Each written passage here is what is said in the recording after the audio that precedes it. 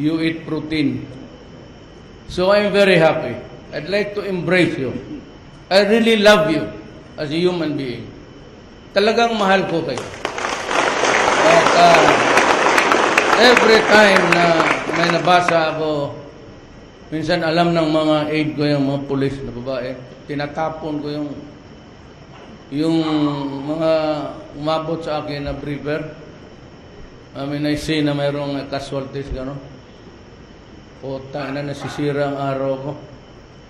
Pero even then, that's part of my job, to worry about you. All you have to do is just to worry about your personal safety.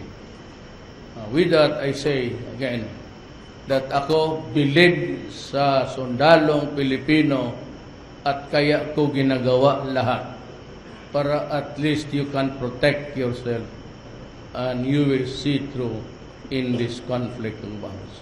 Maraming salamat sa inyo. And in behalf of the Filipino people, the entire population, maraming salamat sa kagitingan ninyo.